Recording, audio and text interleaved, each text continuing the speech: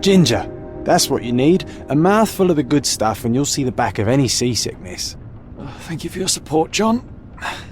Don't suppose you actually brought any ginger? No, I don't get seasick.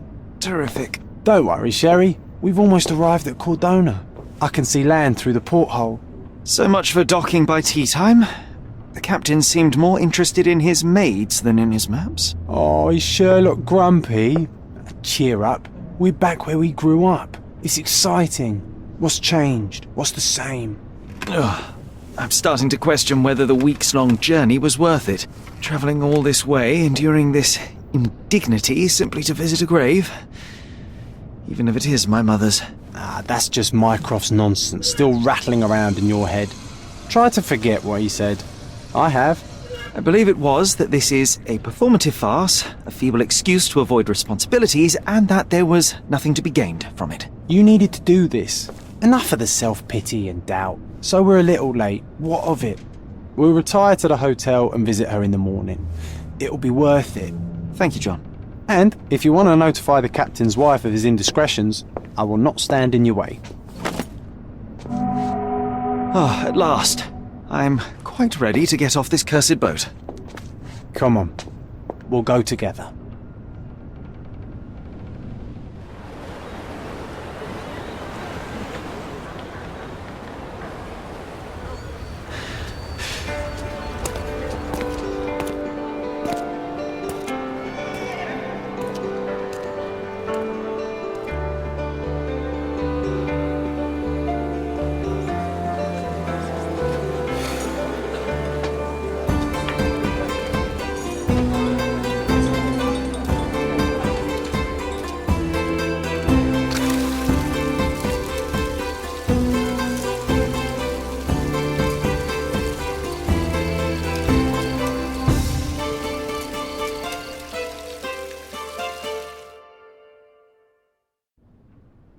Hey, Sherry, come on, catch up. Yes, yes.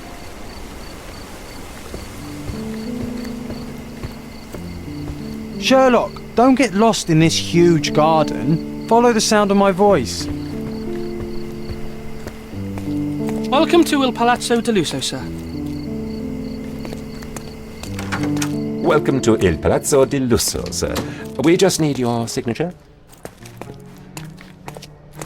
There you are. Ah, Mr. Holmes. Yes, we have room 221 prepared for you. I see it was reserved for 2 people. Would you like a second key?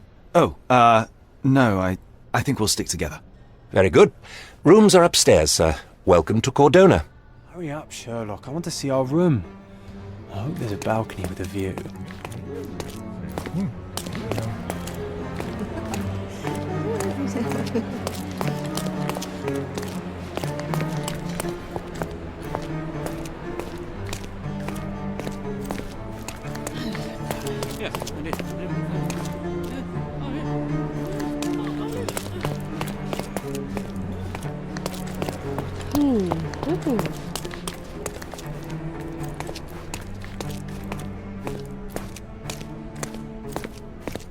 I apologise, sir, but your room is not yet ready. Perhaps, in the meantime, you would like to relax in the foyer? Tonight, the restaurant is offering a complimentary marlin ceviche to all our guests. Let's check what they have on offer.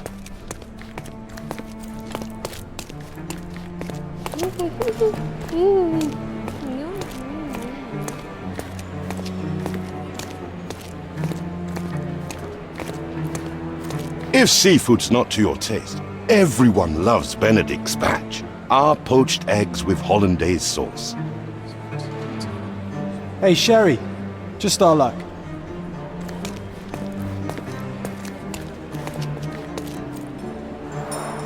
A medium, John. Haven't we been through this already? Come on, it's not like we've got anything better to do.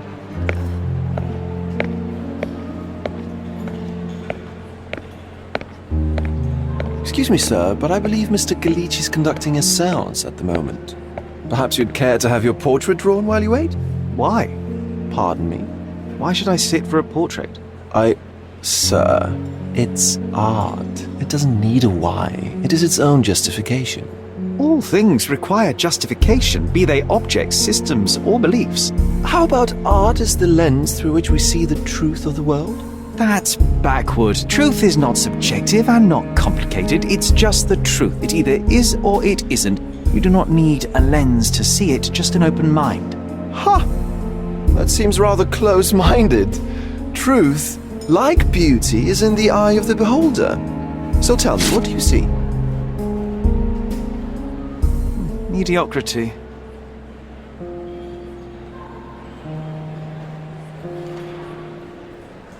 Come now, Sherry, what did he do to deserve that? The servant mentioned ceviche at the bar, Sherry. You should grab us some, and I'll find us a table. I'm starving. Okay, time to check if John found us a nice table for the evening.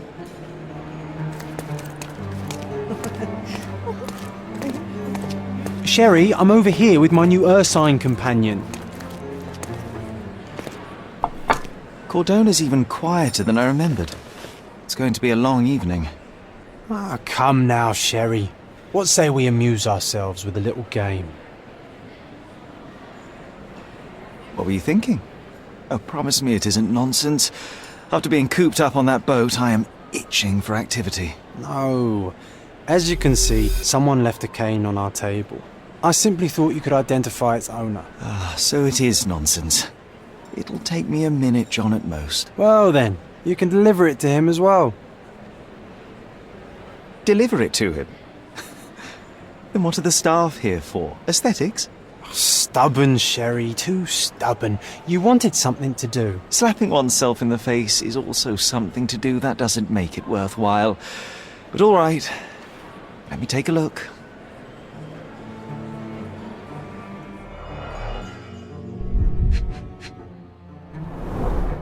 The hand grip is a head of a golden Javanese statue, probably stolen from a temple. The dents suggest it has been used as a bludgeon. A crest depicting a bulb of garlic in a meadow, perhaps the Fielding family or Meadows, or Craven, from the Old English name meaning garlic place. The cane is made of ebony, it's worn uncared for, and bears the scars of numerous hits. This cane is an expensive and ostentatious weapon. Its owner must be vain, volatile, and of noble English blood. Take it with you, Sherry. Let's return it to its owner.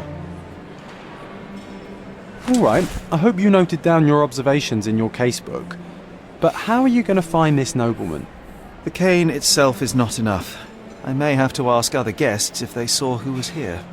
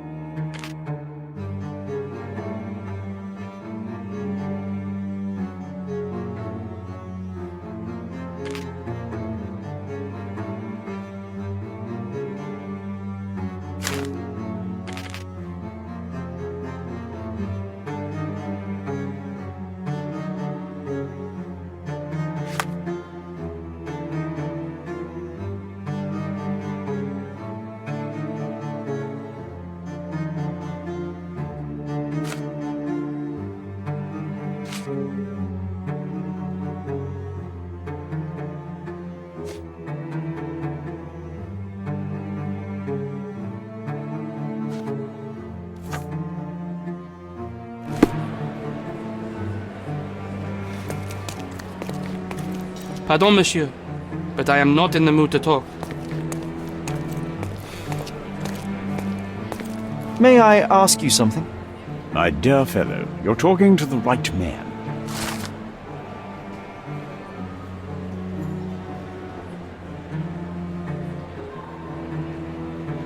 Well, even with your keen senses, Sherry, I doubt you'll find the cane's owner on your first try. And would you be confident enough to bet on it, my friend? Why not? Let's see how good you really are.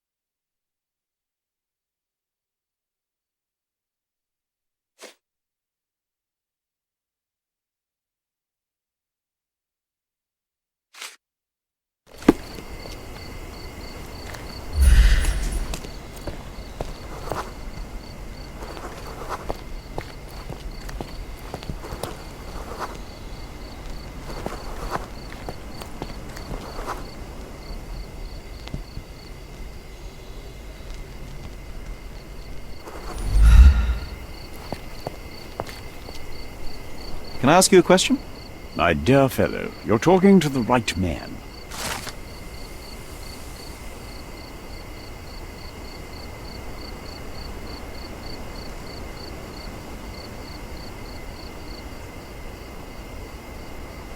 Hey, Sherry, don't we now have the perfect excuse to visit the seance? I'm just going to give the cane to its owner. You will not persuade me to take part in this show.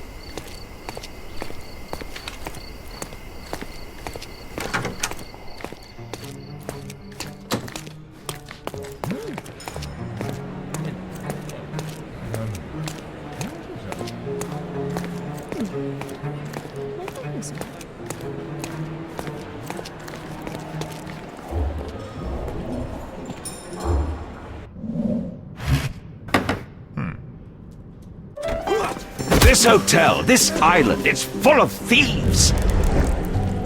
First my cane, now the diamond. Take your hands off me!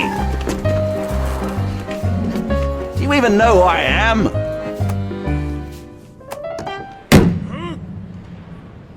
Hey, boy! That's my cane! I get that a lot. It's a very common design. What? No, that's a custom-made... A joke. A joke. It was left at my table in the restaurant. I thought it deserved to be returned. Well, I'll be... It is rare to encounter a straight-fingered true penny these days. What a gentleman. But I must ask, how did you know I was the rightful owner?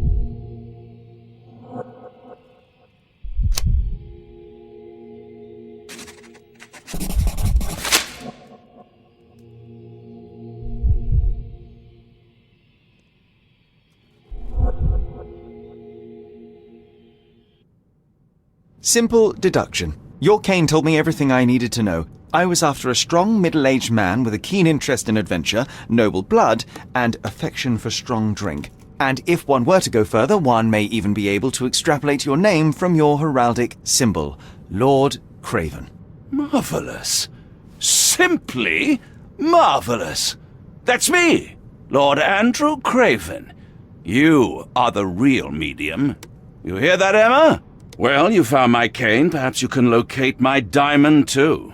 Yes, you should do it. It will be child's play for you, Mr. Holmes. And if a child can do it, then I'm sure the local police can suffice. The police? Why bother? I know this harlequin stole it. The only question is, where is it hidden? Fine. Give me my stick and I'll resolve the matter myself. This thief almost confessed after a single punch. I suspect a beating may result in answers of questionable veracity. Fine. I shall spare you and he the trouble if you first answer me this. How does a priceless diamond become the subject of a séance? It is an unusual accoutrement. Emma wished to speak with its former owners. My grandfather told us it belonged to a Rajah, an Indian king. So you were summoning long-dead Indian royalty and, pray tell, you were expecting him to converse in English? To be frank, Mr. Holmes, I don't believe in ghosts. But Emma was fascinated by the idea of meeting a real king, even a dead one. Well, a crown is a crown. Can you describe the stone itself? A yellow diamond, not less than 100 carats, and perfectly egg-shaped. There is not another like it. You insist the medium robbed you during the séance. But what occurred exactly? It was a dirty trick. We were sitting here in the dark, chanting and holding hands as expected. Then something began to appear from the medium, like a cloud or a bubble. The swindler called it ectoplasm. Ah, yes. Common in the spiritualist trade, and quite the spectacle. Indeed, perhaps too much. My beloved Emma screamed in horror, and I stood to defend her, attacking that cursed ghost. How brave. But my hand hit nothing. The medium jumped away from me, and Emma fainted. I lit the candle, and the diamond was gone. Stay here, and don't touch anything. I'm going to investigate further. Don't fret, I'll be keeping a close eye on this thief.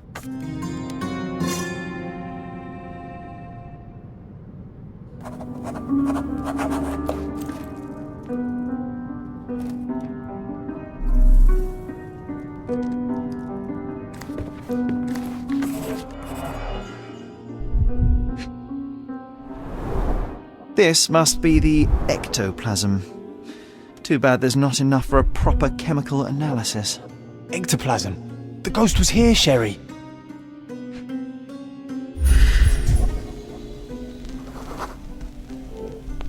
The diamond was placed on the table so that all participants could reach it.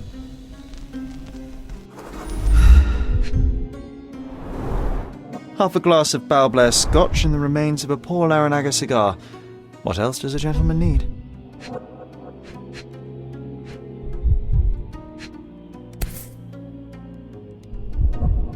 This brooch is old and cheap, but the moth design has its charms. There are light traces of rouge on the edge of this wine glass.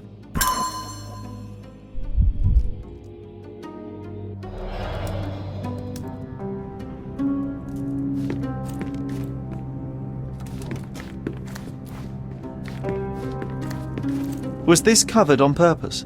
Of course. It is very dangerous to leave a mirror exposed during a séance. The spirits may become enraged. Or someone may notice the trick they should not see.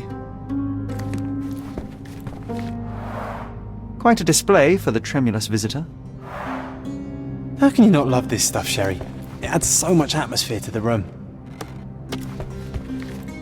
Pale skin, quickened pulse, unsteady breathing. She's barely conscious. The feebleness of women. Really, Sherry? Poor thing.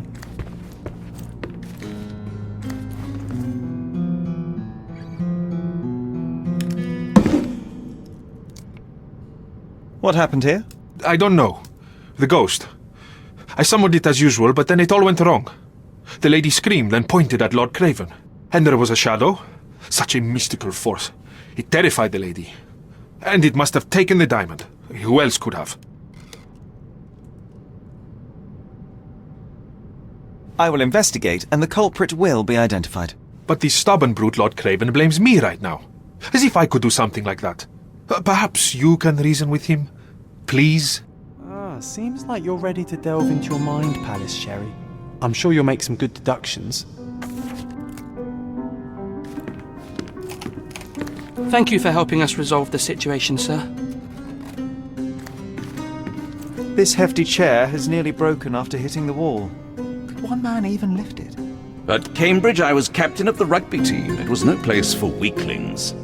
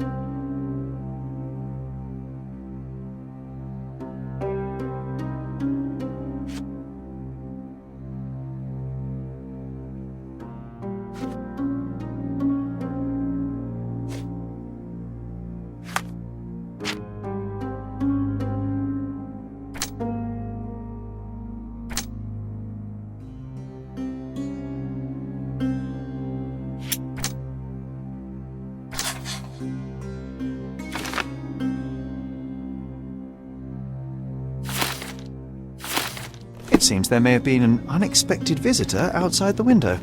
Ah, I hope it was the ghost of the Raja.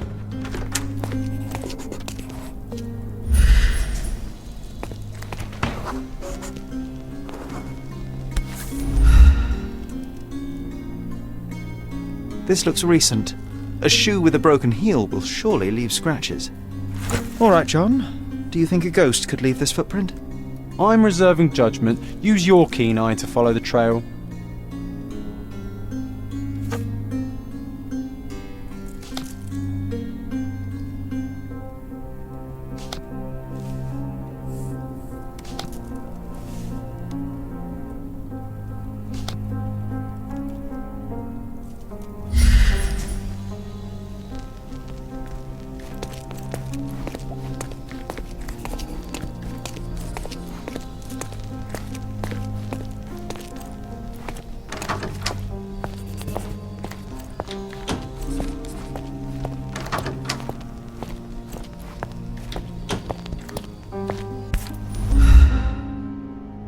Rose de Moore.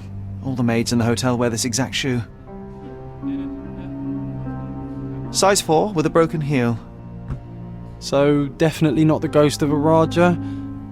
Unless... No, what a shame. Our witness was a nosy maid. Searching the entire hotel could be difficult. Perhaps the other maids can help us find her.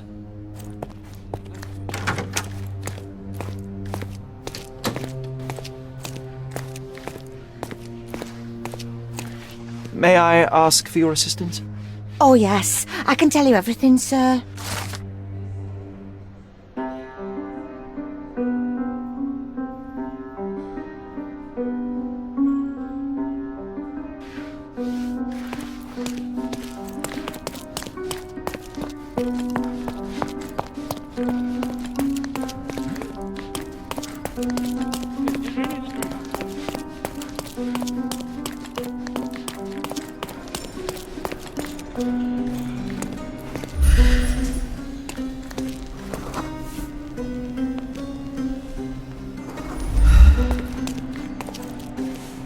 This painting looks authentic, but it's just a talented imitation.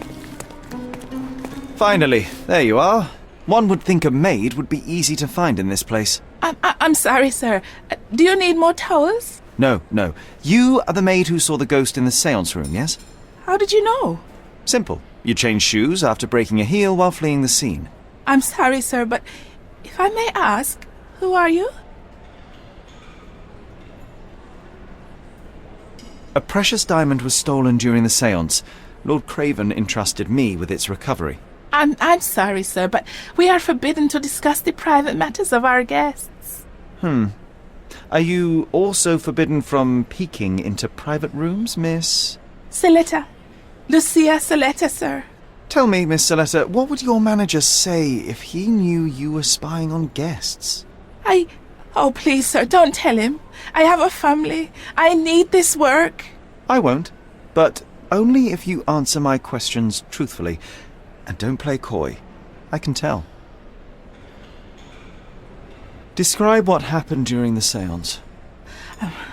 A lady and 2 gentlemen were sitting at a table, touching their hands to something. The medium started to whisper and chant, and a ghost appeared. A ghost? You're confident? It was unearthly, sir. It grew from the medium's chest. A glowing cloud or a bubble. I pressed closer against the window to see better. And the lady saw you? How did you...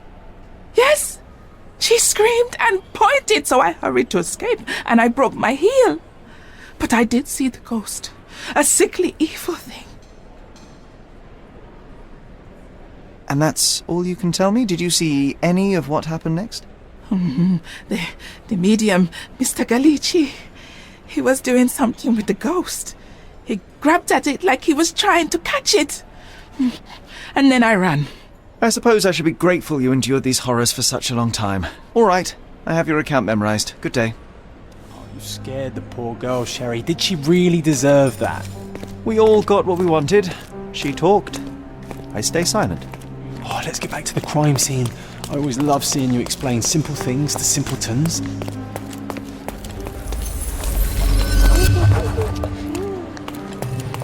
Lady Craven retired to her room to rest. Lord Craven remained here until the staff reported that the medium was locked in his room.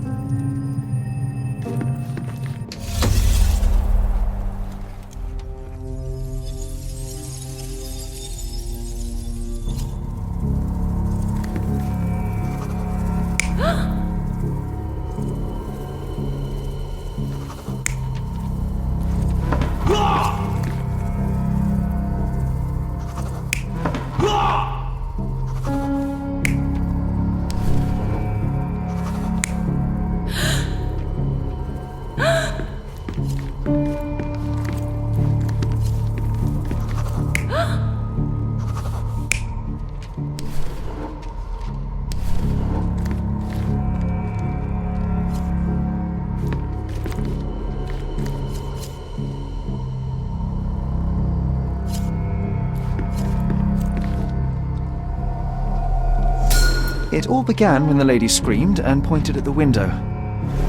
Lord Craven jumped up, ready to face anything, ghost or human. The medium shrank back in dismay. He was not expecting such a reaction and had to quickly hide the ghost. The lady was the only one left touching the diamond, at least until she fainted. Amazing! It's like you saw it with your own eyes, sir. Oh, I forgot that you were here.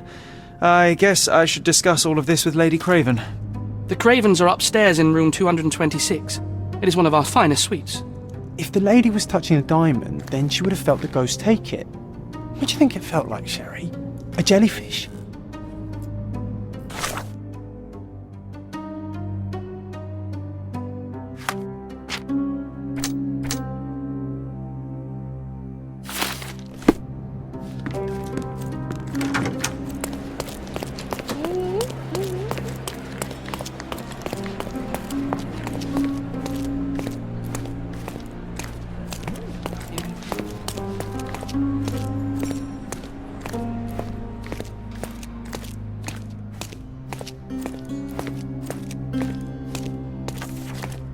Lady Craven is not who she seems. Remember her behavior in the hall?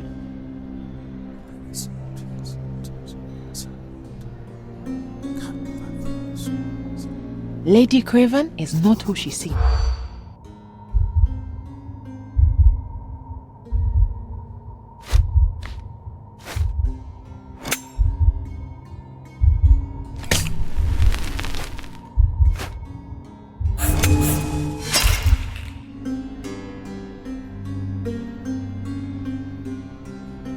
Lady Craven is not...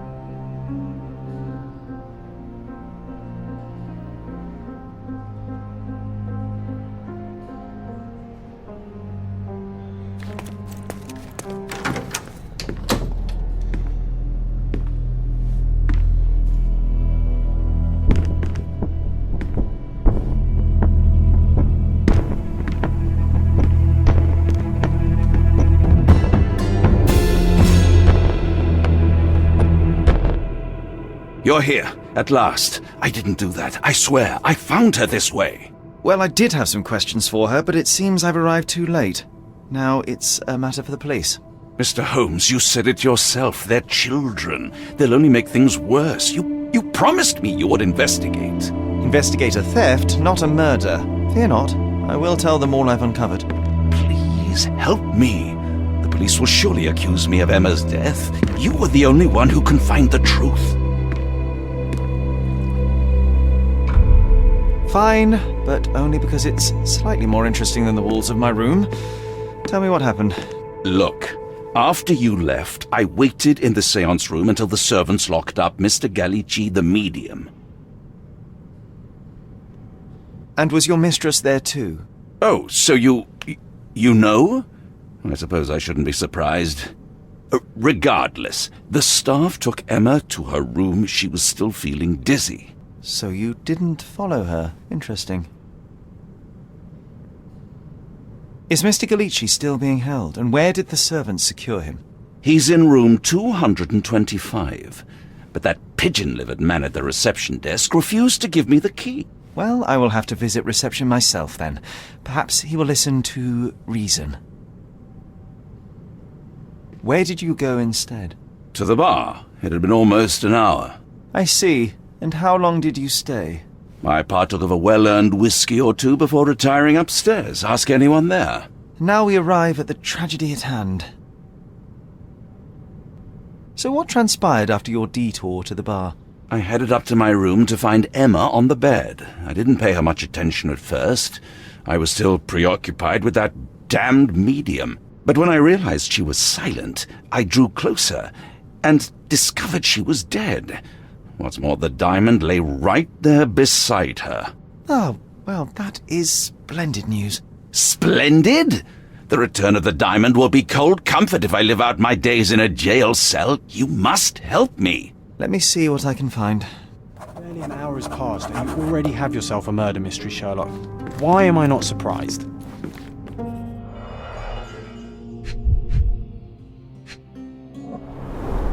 Strangled with bare hands, judging by the bruises.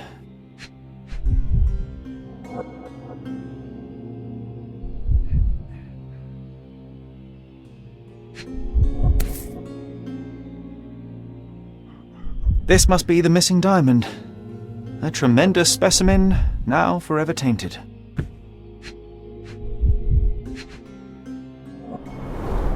Everything was tipped out of the bed as if it was searched. I think she stole the stone. It's certainly possible, but we won't get her confession now. Well, there is a professional medium right next door.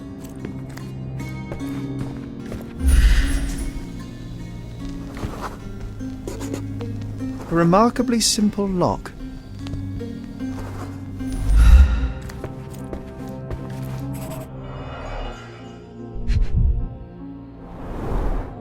Fard Rouge Calomel Mascara, a real altar of beauty for the travelling temptress.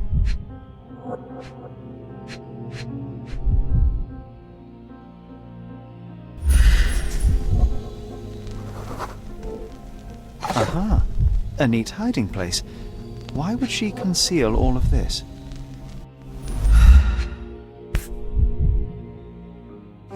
This ring looks out of place among the others, and the design is familiar.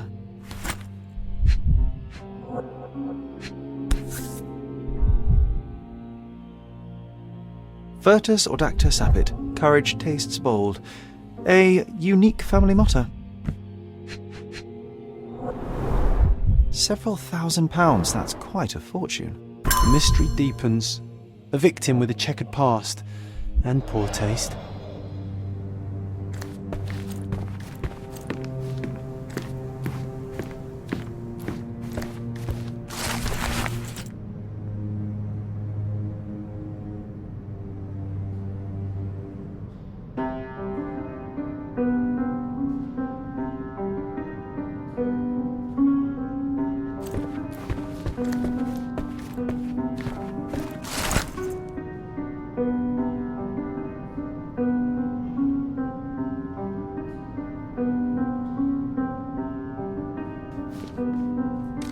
Someone was not happy with his post.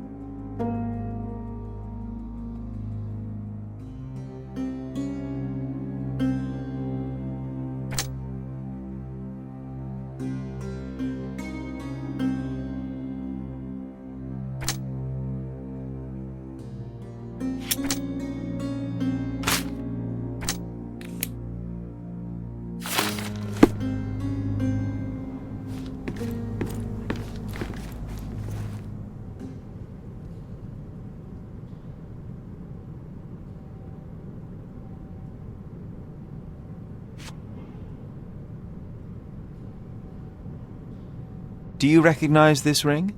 Should I? It's a third-rate piece if ever I've seen one. I'd never buy something like this. Did you ever see Miss Emma wearing it? No. And why should she? I gave her enough jewelry that she could wear a superior ring every day of the week.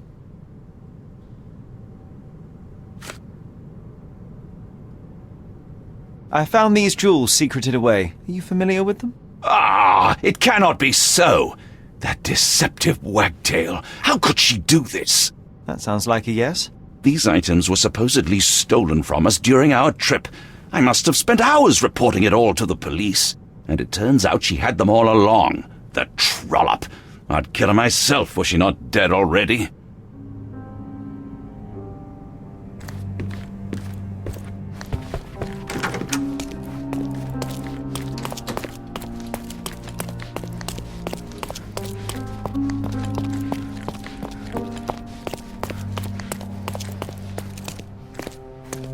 Give me the key to Luca Galici's room. I need to talk to him about the events of the séance. I suppose you are an impartial outsider. All right, but please do not give it to Lord Craven. We do not want to see our reputation damaged further. Awkward. They still don't know what a nasty surprise awaits upstairs. Hush. No need to cause another ruckus. The last thing we want is the police to come meddling.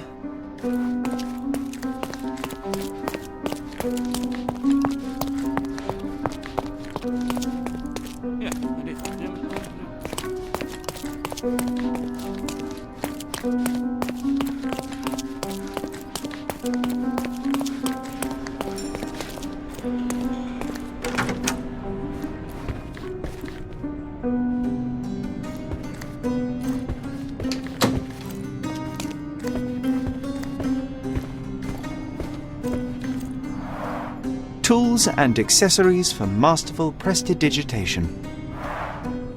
Or weapons and defences against visitors from the great beyond.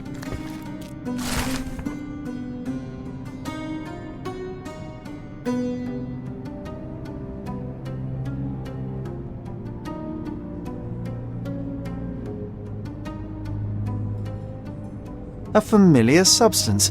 It's the ectoplasm that stained the séance table, but this time there's enough for analysis.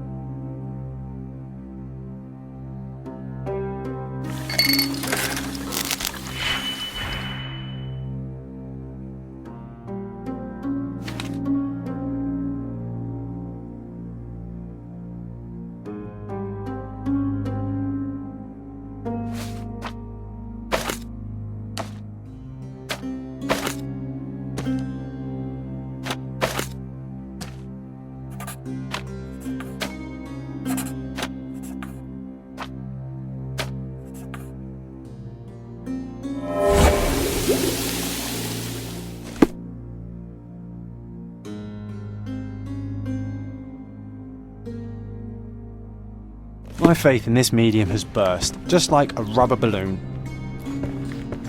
Do you always travel with your books, Mr. Galici? I do. In my line of work, one needs resources available to help deal with the unpredictable and unworldly. I'm afraid I can wait no longer to hear your account of the séance, Mr. Galici. So please, tell me what you saw. Lady Craven wanted to meet the spirit of the Raja. My conjuration was successful. Perhaps even too successful. I am sure the spirit was the only one who could have taken the diamond. Lord Craven needs to leave me alone. Do you think the police will believe you? Of course. I didn't take anything, and spiritual phenomena are beyond their control. Or should I summon the ghost again so they may attempt to handcuff it? I think I would prefer to begin my investigation in the physical realm.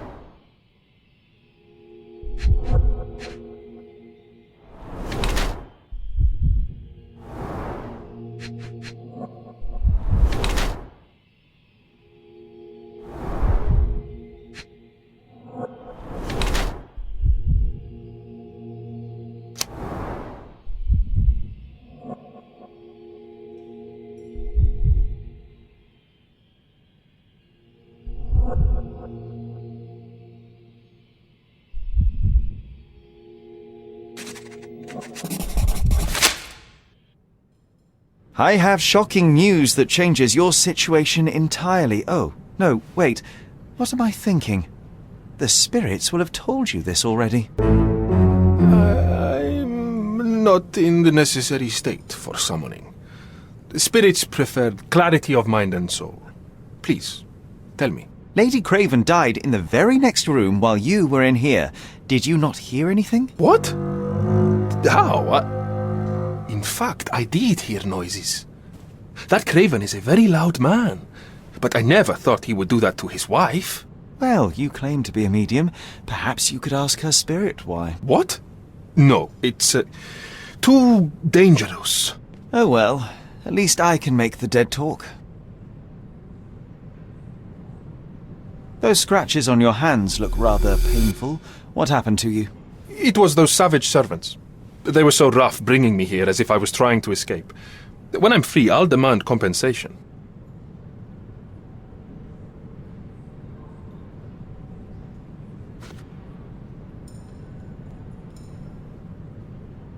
That's a remarkable pin of yours, Mr. Galici. Does it have any meaning? The butterfly?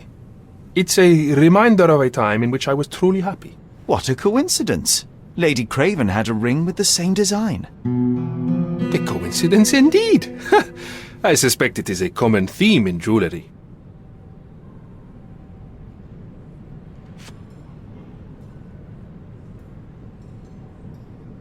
Sorry, that's beyond my expertise. I need to go.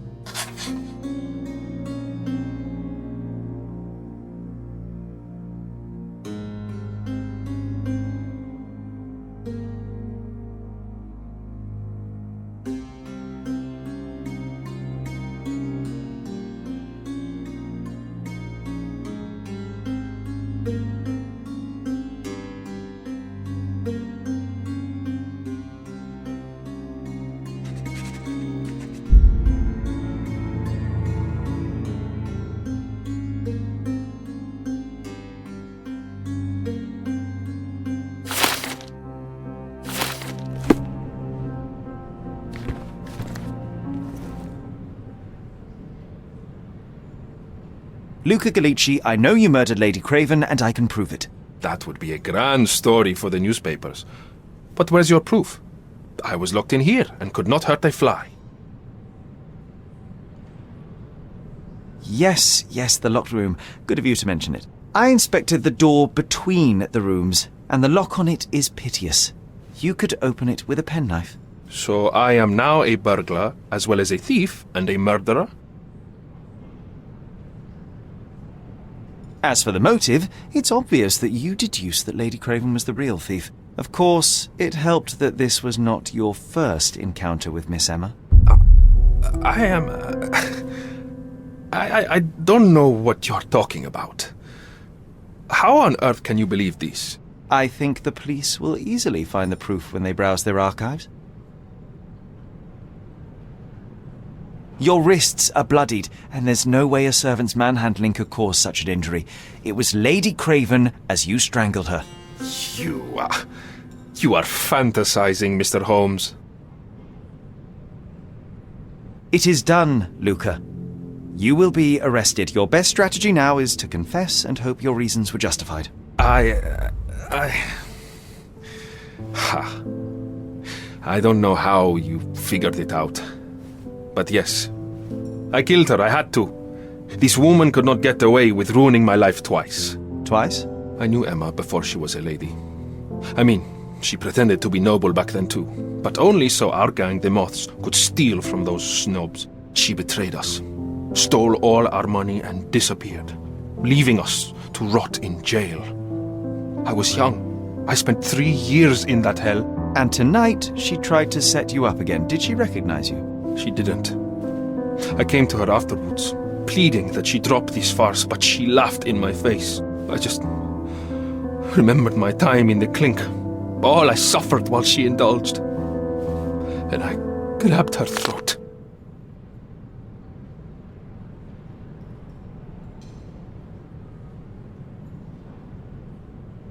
Murder is murder, Luca. You could have told Lord Craven the truth and seen Miss Emma's downfall, but you could not restrain yourself. He would never believe me. We will never know. Still, perhaps a jury will be more easily swayed. If not, you'll get to see your friends in jail again soon.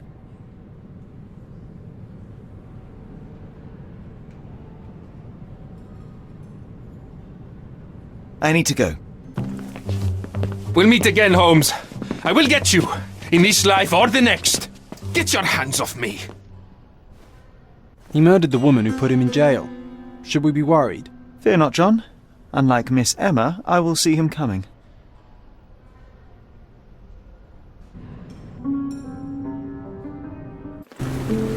That was too much fun, Sherry. I'm buzzing. Buzzing. Wasn't it fun? A woman died, John.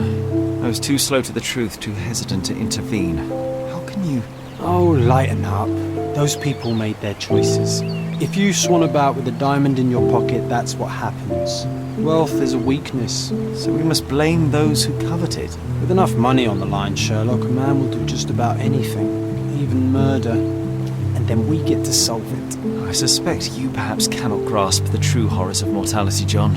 Oi, I am aware of my perilous existence, thank you very much. I must admit, even if the outcome of the adventure was imperfect, there was some pleasure to be had in the puzzle. Well, Cordona seems more depraved and decadent than we thought. I bet you'll get another chance. A bet, you say? A figure of speech. Just a figure of speech. Damn. Well, take one last look at the view, then we must be off. It's time to do what we came here for.